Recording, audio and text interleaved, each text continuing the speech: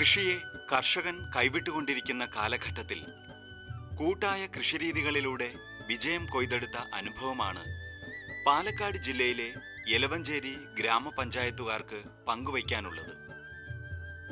കേരളത്തിൽ ഏറ്റവും കൂടുതൽ പച്ചക്കറി ഉൽപ്പാദിപ്പിക്കുന്ന യലവഞ്ചേരി പഞ്ചായത്ത് ഈ നേട്ടത്തിലെത്തിയത് VFPCKയുടെ നേതൃത്വത്തിലുള്ള വ്യത്യസ്ത കൃഷി പരീക്ഷണങ്ങളിലൂടെയാണ്. 250 ഏക്കർ തരിശുഭൂമിയിൽ 216 കർഷകർ 16 സ്വാശ്രയ സംഘങ്ങളായി തിരിഞ്ഞുകൊണ്ടുള്ള പ്രവർത്തനങ്ങളിലൂടെ പരിമിതികളെ മറികടന്നുകൊണ്ട് ഉയർന്ന തോതിൽ ഉൽപാദനവും ഫലപ്രദമായ രീതിയിൽ വിപണനങ്ങളും നടത്തിവരുന്നുണ്ട്. യലവഞ്ചേരി പഞ്ചായത്തിലെ വിവിധ ഭാഗങ്ങളിൽ നിന്നായി ഏതാണ്ട് 16 സ്വാശ്രയ സംഘങ്ങളുടെ കീഴിലായി 216 കർഷകരാണ് ഇവിടെ പ്രവർത്തിച്ചു വരുന്നത്. ചിട്ടയായ പ്രവർത്തനത്തിലൂടെ ഏതാണ്ട് 250 ഏക്കറോളം പച്ചക്കറിയാണ് ഓരോ സീസണിലും ഇവിടെ ചെയ്തു വരുന്നത്. പ്രധാനമായും പാവൽ, പടവലം, പയർ, മത്തൻ, കുമ്പളം എന്നിവയാണ് സാധാരണയായി ചെയ്തു വരുന്നത്. ഇവിടെ പ്രധാനമായും vegetable and fruit motion council കേരളത്തിൻ്റെ 3 മേഖലകളിലായിട്ടുള്ള പ്രവർത്തനമാണ് നടക്കുന്നത്. ഉൽപാദനം, ലോൺ സംബന്ധമായ പ്രവർത്തനങ്ങൾ, വിപണന സംബന്ധമായ പ്രവർത്തനങ്ങൾ.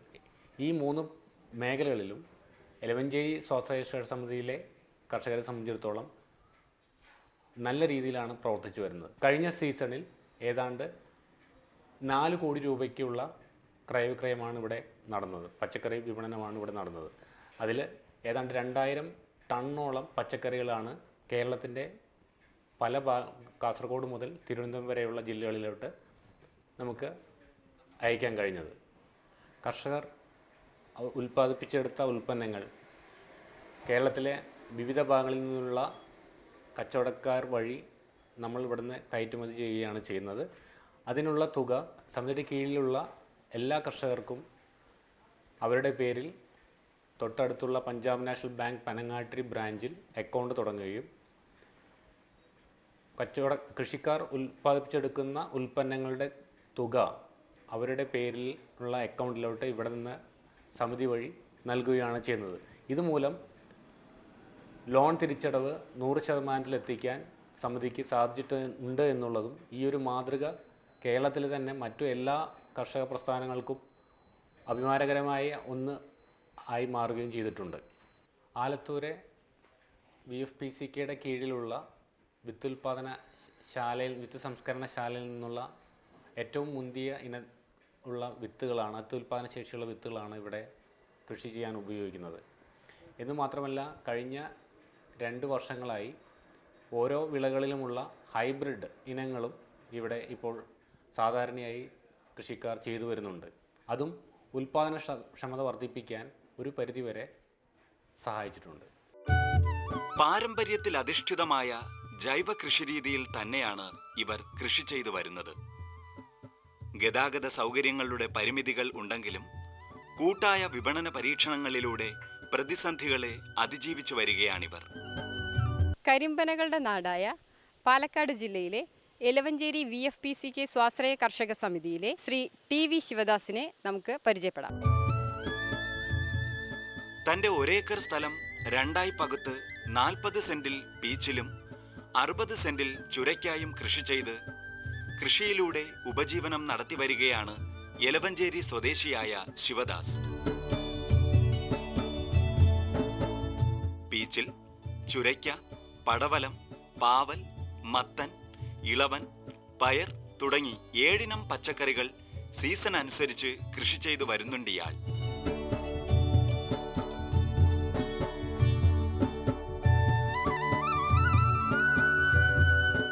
പൊള്ളാച്ചിയിലെ തമിഴ് സുഹൃത്തിന്റെ വാക്കുകളാണ് കൂടുതലായി പീച്ചിൽ ചുരയ്ക്ക കൃഷിയിലേക്ക് ശിവദാസിനെ അടുപ്പിച്ചത്.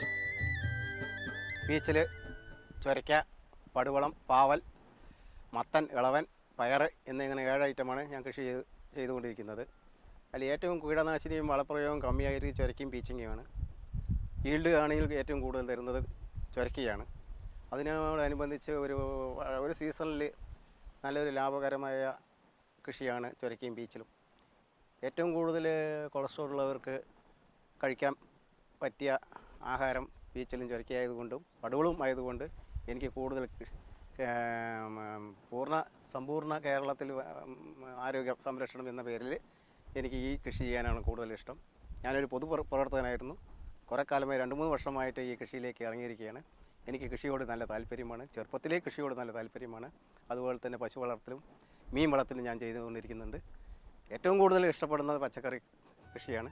മറ്റു പച്ചക്കറികളെ അപേക്ഷിച്ച് വളരെ കുറഞ്ഞ പരിചരണ മുറകളെ പീച്ചിൽ ചുരയ്ക്ക കൃഷികൾക്ക് ആവശ്യമായി വരുന്നുള്ളൂ. വർഷത്തിൽ 2 ഘട്ടമായി ജനുവരി, ഫെബ്രുവരി മാസങ്ങളിലും സെപ്റ്റംബർ, ഒക്ടോബർ മാസങ്ങളിലുമാണ് ചുരയ്ക്ക കൃഷി ചെയ്യാറുള്ളത്. 1 ഹെക്ടർ സ്ഥലത്തേക്ക് 2.5 മുതൽ 3 കിലോഗ്രാം വരെ വിത്തുകൾ ആവശ്യമാണ്. ഒരു കുഴിയിൽ 4 വിത്തുകൾ വീതമാണ് വിതറാറുള്ളത്. വിത്തുകൾ നടുന്ന കുഴികൾ തമ്മിലുള്ള അകലം 3 മീറ്ററാണ്. 1 മാസമാകുമ്പോൾ വള്ളികൾ പടരാൻ തുടങ്ങുന്നു. അപ്പോഴേക്കും അവ പടർത്തി വിടാനുള്ള പന്തലുകൾ തയ്യാറായിട്ടുണ്ടാകും. സാധാരണ പച്ചക്കറികളെ പോലെ അത്ര പെട്ടെന്നൊന്നും കീടങ്ങൾ ഇവയെ ബാധിക്കുന്നില്ല എന്നത് ചുരയ്ക്ക കൃഷിയുടെ പ്രത്യേകതയാണ്. അതിനാൽ തന്നെ വളരെ കുറഞ്ഞ രീതിയിൽ വളപ്രയോഗവും കീടനാശിനി പ്രയോഗവും നടത്തിയാൽ മതിയാകും. ഒരു 10 സെൻറ്റ് സ്ഥലമാണെങ്കിൽ ഒരു 50 കൂപ്പെടുത്ത് അതിൽ ഒരു 4 വിത്ത് കണ്ട് ഇട്ട് കഴിഞ്ഞാൽ ഒരു 3 വിത്ത് കണ്ട് മുളച്ച് കിട്ടിക്കഴിഞ്ഞാൽ ആ മുളക് കിട്ടിയതിൻ്റെ അടിസ്ഥാനത്തിൽ വളമിട്ട് ആദ്യം വളരെ കമ്മിയായിട്ടുള്ള ജൈവവളങ്ങൾ എടുത്തുകൊണ്ട് FSCTക്കായിട്ട് ജൈവവളമാണ് നമ്മൾ ഇട്ടുകൊണ്ടിരിക്കുന്നത്.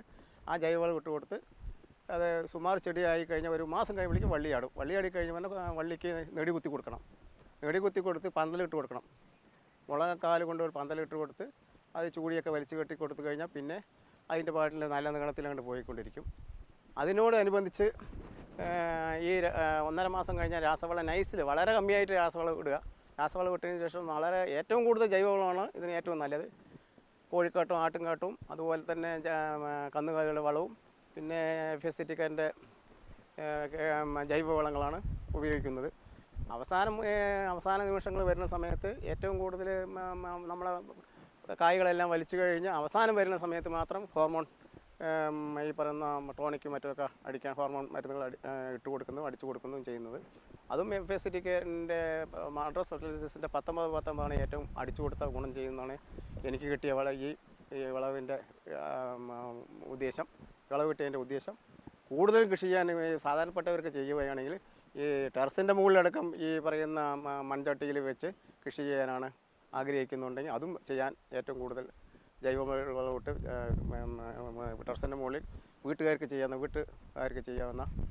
ചെയ്യാവുന്നതാണ്. അതുപോലെ ഈ കൃഷി രീതി ഏറ്റവും കൂടുതൽ ലാഭകരമായി ചെയ്യാൻ എന്നെ ഉദ്ദേശിച്ചത് കഴിഞ്ഞ പ്രാവശ്യം ഞാൻ കൃഷി ചെയ്തപ്പോൾ എനിക്ക് ഏറ്റവും കൂടുതൽ വിളവ് കിട്ടിയത് ഈ ചുരക്കയും പീച്ചിങ്ങും ആയിരുന്നു.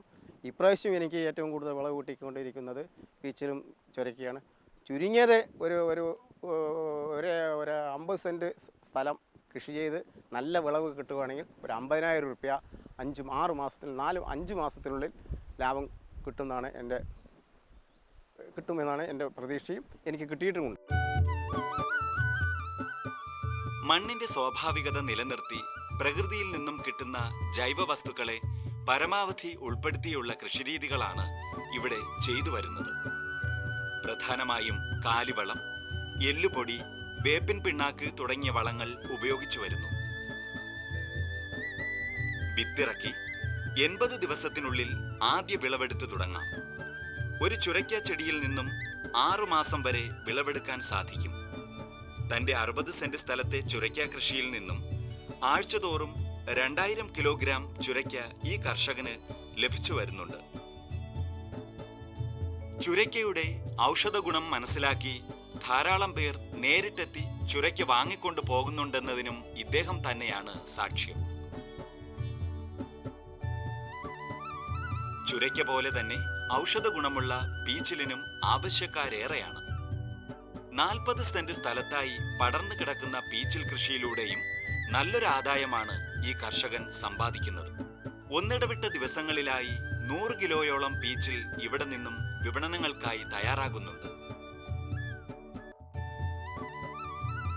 എലവഞ്ചേരി സ്വാശ്രയ കർഷക സമിതി വഴിയുള്ള വിപണനമായതിനാൽ ട്രാൻസ്പോർട്ടേഷൻ ഇനത്തിലും നഷ്ടങ്ങളൊന്നും വരുന്നില്ല. ലാഭകരമായ കൃഷിയാണ് പച്ചക്കറി കൃഷി. അത് യാതൊരു വ്യത്യാസവുമില്ല. കൃഷി ഭവനിൽ കൂടെയുള്ള ആനുകൂല്യങ്ങൾ ഞങ്ങൾക്ക് നല്ലോണം തരുന്നുണ്ട്. കൃഷി ഓഫീസ് ഞങ്ങളെ സഹകരിക്കുന്നുണ്ട്. കൃഷി ഓഫീസറോടും അതുപോലെ തന്നെ സാധാരണപ്പെട്ട കർഷക തൊഴിലാളികളും ഇതിനോട് സഹകരിക്കുന്നുണ്ട്. പണിക്കാരാണ് ഇവിടുത്തെ ഏറ്റവും കൂടുതൽ നമുക്ക് വിലപ്പെട്ടത് പണിക്കാരാണ്. ആ പണിക്കാർ നമ്മൾ ഈ പറയുന്ന എനിക്ക് 6 പണിക്കാരുണ്ട്. 6 പണിക്കാർക്ക് ഫുൾ ടൈം പണിയാണ്.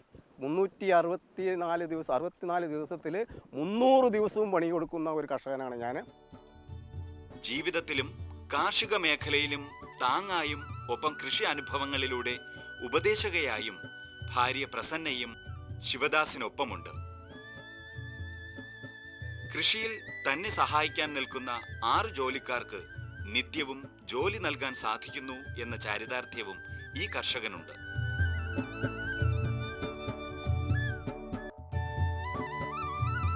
എലവഞ്ചേരി VFPCK സ്വാശ്രയ കർഷക സമിതിയുടെ മാസ്റ്റർ കർഷകനും VFPCK ബോർഡ് മെമ്പറുമായ ശ്രീ ആർ പത്മനാഭനെ നമുക്ക് പരിചയപ്പെടാം. എലവഞ്ചേരി പഞ്ചായത്തിൽ പാവലും പടവലവും കൃഷിയിൽ നൂറുമേനി വിളയിക്കുന്ന കർഷകനാണ് പത്മനാഭൻ. തന്റേതായ കാർഷിക രീതികൾ പിന്തുടരുന്ന ഈ കർഷകൻ എലവഞ്ചേരി സ്വാശ്രയ കർഷക സമിതിയുടെ അമരക്കാരിൽ ഒരാളാണ്.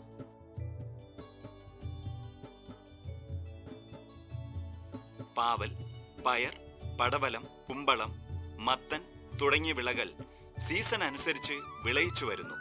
എലവഞ്ചേരി പഞ്ചായത്തിൽ ഏകദേശം ഒരു 300 ഏക്കർ സ്ഥലത്ത് ഈ പാവൽ, പടവലം, പയർ, അതുപോലെ തന്നെ വെള്ളരി വർഗ്ഗ വിളകളായ കുമ്പളം, മത്തൻ എന്നിവ കൃഷി ചെയ്യുന്നുണ്ട്.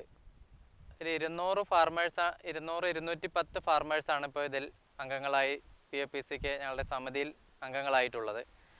15 വർഷമായി ഞങ്ങളുടെ സമിതി നിലവിൽ വന്നിട്ട് 15 വർഷം കഴിഞ്ഞത് 16ാമത്തെ വർഷമാണ്.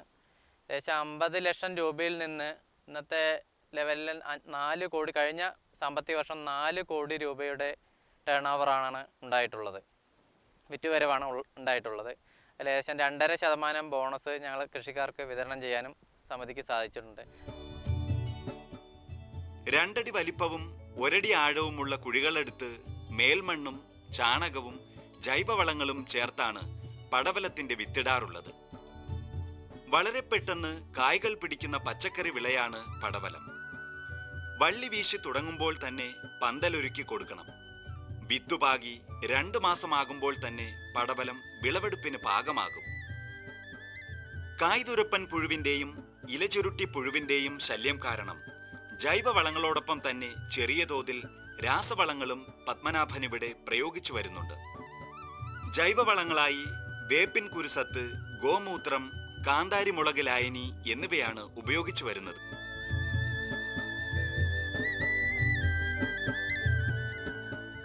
ഞങ്ങളുടെ കൃഷിരീതി എങ്ങനെയെന്നാൽ ജൈവ രീതിയിലുള്ള കൃഷിരീതിയും അതുപോലെ തന്നെ രാസ രീതിയിലുള്ള കൃഷിയും മിക്സ് ചെയ്തിട്ടുള്ള കൃഷി രീതിയാണ് ഞങ്ങൾ അവലംബിച്ചു പോകുന്നത്. 15 വർഷത്തോളം ഇതേ പ്രക്രിയ തന്നെ തുടരുന്നത്. അതുകൊണ്ട് ഞങ്ങൾക്ക് വിളവ് കുറയാതെയും മണ്ണിനെ സംരക്ഷിച്ചു പോകാൻ വളരെയധികം സഹായിച്ചിട്ടുണ്ട്. എല്ലായ്പ്പോഴും ജലസേചന സൗകര്യമുള്ളതിനാൽ സീസൺ അനുസരിക്കാതെയുള്ള പാവൽ കൃഷിയാണ് ഇവിടെയുള്ളത്.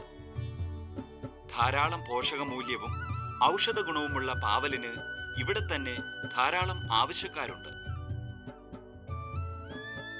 പടവലം കൃഷിക്ക് ഉപയോഗിക്കുന്ന വളപ്രയോഗ രീതികൾ തന്നെയാണ് പാവലിനും പത്മനാഭൻ ചെയ്തു വരുന്നത്.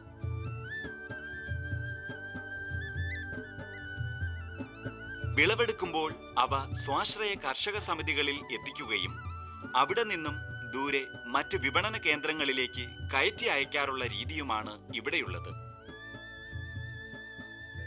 VFPCKയുടെ നേതൃത്വത്തിൽ സ്വാശ്രയ കർഷക സമിതികളിലൂടെ എല്ലാ കർഷകരും ഒന്നിച്ച് ഉൽപ്പന്നങ്ങൾ കയറ്റി അയക്കുന്നതിനാൽ ട്രാൻസ്പോർട്ടേഷനു വേണ്ടി കർഷകൻ ബുദ്ധിമുട്ടേണ്ടി വരുന്നില്ല. ലാഭത്തിന്റെ 5% മാത്രം സ്വാശ്രയ കർഷക സമിതികളുടെ സുഗമമായ പ്രവർത്തനങ്ങൾക്ക് കർഷകൻ നൽകിയാൽ മതിയാകും.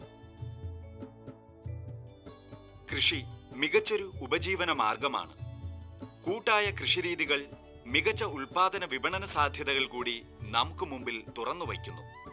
കൃഷിയിലൂടെ ആത്മസംതൃപ്തിയും മനസുഖവും ലഭിക്കുന്നുണ്ടെന്നതിൻ്റെ സാക്ഷ്യപത്രങ്ങളാണ് ഈ പാലക്കാടൻ കർഷകർ.